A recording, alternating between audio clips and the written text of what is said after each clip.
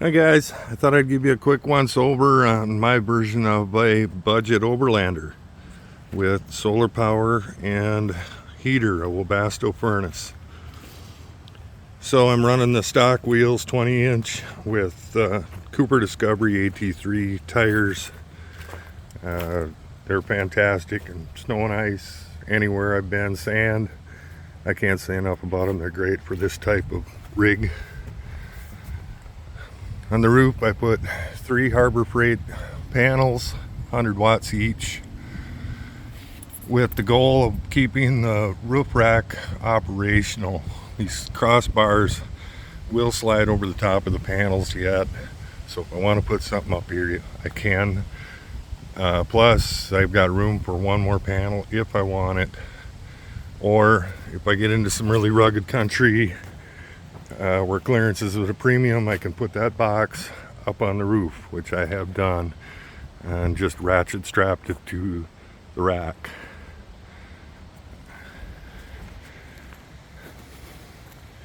I put a 2000 watt inverter in. I just mounted it there because I love coffee, and well, who doesn't need more power?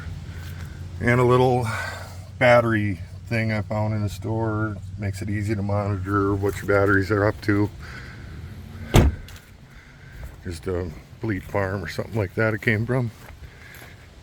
And then also on the roof I mounted a light. It came from Walmart. What I liked about it is that it doesn't have to have a switch. It comes with a little remote, so you can just hit the button and it's on. It has 3 different levels of brightness and a bunch of different flashy modes for all that's worth. But yeah, a really bright, good light. Was a worthwhile addition. So I wired the panels in series. The Harbor Freight manual will tell you to wire them in parallel, but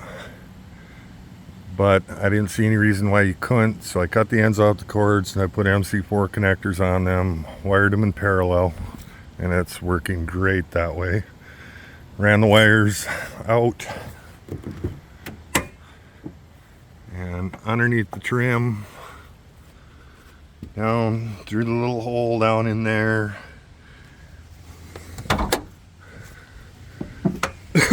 And without batteries, solar is useless. So I was fortunate that this truck came with 2 battery trays. That was the stock location. There was only 1 battery in it with a little massaging.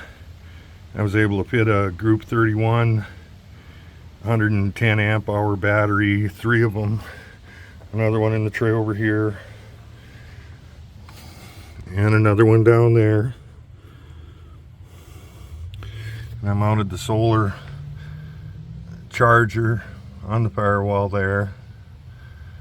The wires for the inverter run down through that hole. There's a rubber grommet in the floorboards in the driver's footwell, through that and around over to the inverter. It took about 35 feet of cable to run all that, surprising amount. I didn't lose any ground clearance mounting the battery down here. It is up above everything, but it's, as you can see, it's on hinges, and it's mounted into 2 of the stock bolt holes up in there, these bars. You can just flip it down and put a battery in, take it out. Works really well, surprisingly well, and easy to do. I just built a bracket for it and mounted hinges on it. And then I put in a Webasto heater because I wanted to go up in the mountains and I didn't want to be cold. So it runs on diesel, so I couldn't tap into the factory fuel system. So this is where I fill the tank that I put in with the stock cap there. It still works fine, easy. The heater itself is mounted behind the trim panel inside, down in there. It took just a little bit of massaging on the inner fender well down in the corner to make room, and it fit perfectly. That's the outlet vent for it. Blows really hot air, about 230, 235 degrees, so it stays nice and warm. The inlet for it, I mounted it as low as I could, so that's here. Just ducted pipe up over the fender well.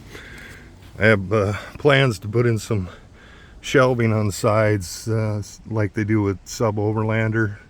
Haven't made it that far yet, so it's just a couple laundry baskets, food, clothes, whatever. The fuel tank I mounted under here. It's just a 2.5 gallon jug, just a regular gas can. Brackets came from a hardware store. These were already bent. Just bought some strapping and bent these and put it together. That's the fuel pump and the exhaust pipe and the intake pipe. So that's the only hole I had to cut in the vehicle there, which is no big deal. The fuel pump I mounted on a chunk of heavy duty truck mud flap. It's a loop, so it takes the click out of the fuel pump. Otherwise it can be kind of annoying. It made it real nice and quiet. You can't even hear it in the vehicle. And since I carry extra fuel for the furnace, so I can stay out for 3 weeks, a month at a time without worrying about it, I put the box on because I didn't want to carry a fuel can in the vehicle. So it's in there, some gold prospecting stuff.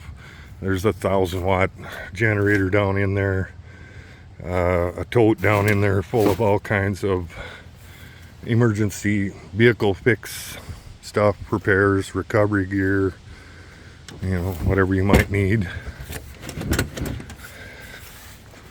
And I carry a emergency medical kit, one of the best ones I could find. I added a lot of stuff to it because, well, you never know.